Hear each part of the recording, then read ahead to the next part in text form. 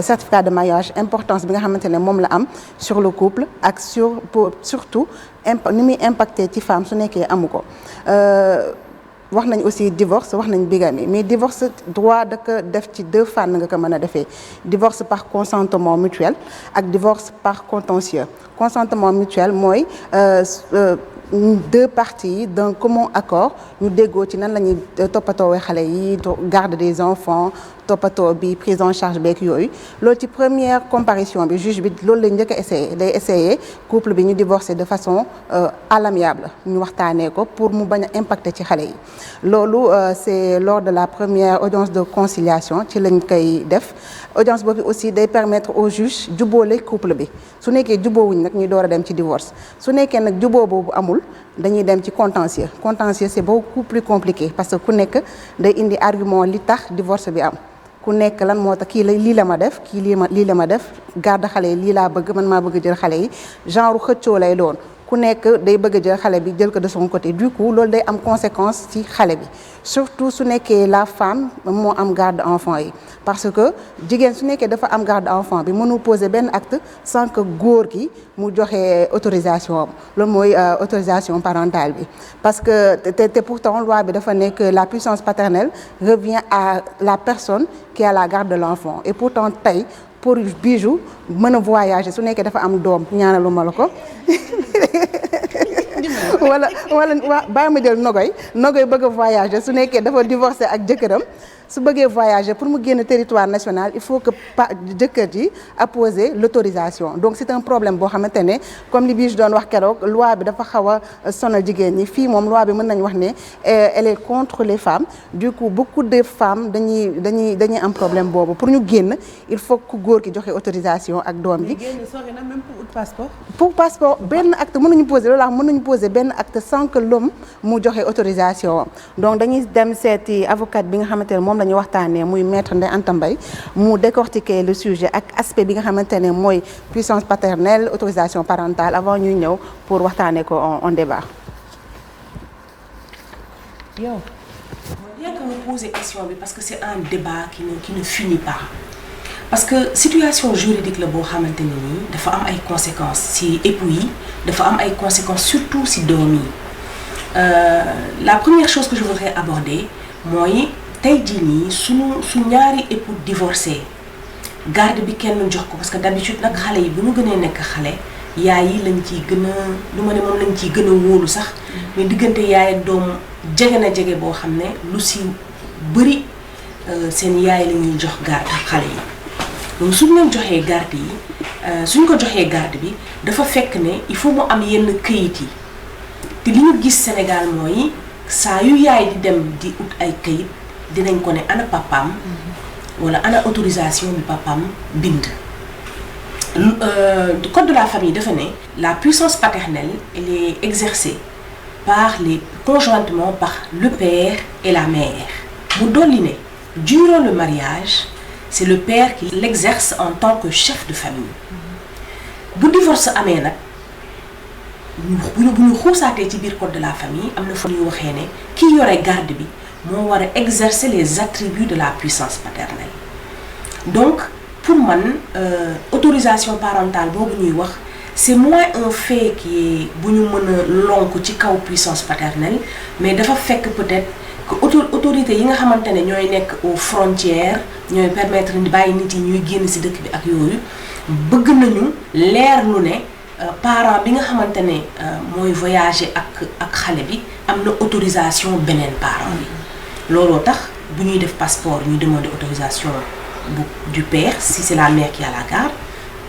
suñ voyager aussi au niveau de la police des frontières ñu koy demander mais lenn nag moom a jaaxal Marie-Louise góor ñi kenn du leen laaj autorisation de la mère parce que aujourd'hui si c'est vrai s'il reste marié s'il donne la preuve du mariage il n'en a pas besoin parce que c'est le père qui exerce la puissance paternelle pendant le mariage mais quand il y a divorce et qu'il n'a pas la garde il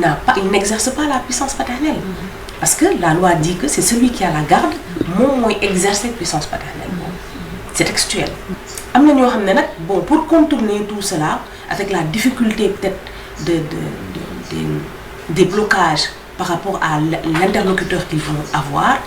dinañ jaar administration légale parce que beneen procédure la am na aussi délégation de puissance paternelle boo xamante ne dina la permettre je te donne juste un exemple dina la permettre tey le père qui est censé exercer la puissance paternelle délégué la que mu nekk mère ou une autre personne mu délégué la tous les attributs de la puissance paternelle mais am na beneen yoon Marie-Louise góor ñi d'habitude nga dégg cas yu bëri yoo xam ne dañ lay wax ni la fayuñu pension loolu c'est une réalité ak ñi ma ko sañ a wax mais code de la famille dafa ne ki nga xamante ne lii fayul pension code pénal dafa ne dafa def abandon de famille délit la te su dee da nga dem yóbbu ki war a fay pension alimentaire fayu ko nga yóbbu ko ci yoon ñu condamné ko abandon de famille kooku yoon dindi na ci moom lépp luy puissance paternelle waaw il faut ajouter nag Marie-Louise que difficulté yi nga xamante ne jigéen ñi ñu ngi koy am par rapport à l'autre cette autorisation. Anta Mbaye la tudd avocat la xam-xamam màcc na ci wàllu yoon mu doon expliquer lépp lu jëm ci jigéen ak pouvoir yi mu war a mën am ci doomam. ak pouvoir yi nga xam ne dañ ko xañ en cas de divorce parce que Pape Cheikh tant que le couple ñu ngi ensemble il y a pas de problème parce que la puissance paternelle revient au père mais dès l'instant où il y a divorce c'est là où il y a les problèmes tey mënoo def benn acte benn passeport mënoo am xale bi mënul am passeport mënul am acte de naissance mënul am benn papier sans que le père donne son aval la preuve am na benn reportage boo xamante ne defoon nañ ko dans l'Obs avec Aïcha Fall père tout puissant la ko tuddee woon donc dafa dëwoon plusieurs cas yoo xamante ne ay jigéen di expliquer seeni problème am na ci koo xamante ne sëyul ak ku góor ki dañu am doom mais dañ bokkul religion ku góor ki reconnaître kiiwul sax xale bi toppatawul sax xale bi c'est elle qui fait tout pour l'enfant mais mënul am sax puissance paternelle ci moom mënul am dara ci xale bi te ku góor ki deful benn effort il a fallu mu dem tribunal après 4 mois de procédure pour mën a am puissance paternelle am na ci koo xamante ne dafa wax doomam que sa papa dafa gaañu parce que dañu marié wu 1 mois waa ji abandonné ko toppatoowul xale bi defalu ko absolument rien pour mu am acte de naissance il a fallu mu jaar ci grande sœur bi pour contraindre kooku pour mu mën a déclarer doomam instant bi doom bi dafa jàpp ne papam moom dafa gaañu am na koo xam ne dafa dem ba aéroport ñu ne ko doo dem mu taxaw ñu ne ko ana autorisation parentale bi mu ne aw ma ko du ma mu ñu téye ko te jëndoon na billet prévoir woon na lépp mu toog te fekk dund na lu métti ci néegu sëyam am na ci benn malienne Rokia Traoré elle a vécu cela elle a été emprisonnée pour cela dafa ànd ak doomam yóbbu ko alors que papa ji moo amoon puissance paternelle elle a été emprisonnée donc oui, moom tamit dafa amoon waaw ça c'est un cas peut-être le pourquoi waaw c'est ça en fait loolu voilà hein c'est en fait c'est ça en fait non c'est ça en fait c'est dafa amoon interdiction mais interdiction bi parce que pas cher mais ma àggali interdiction bi parce que c'est la loi en fait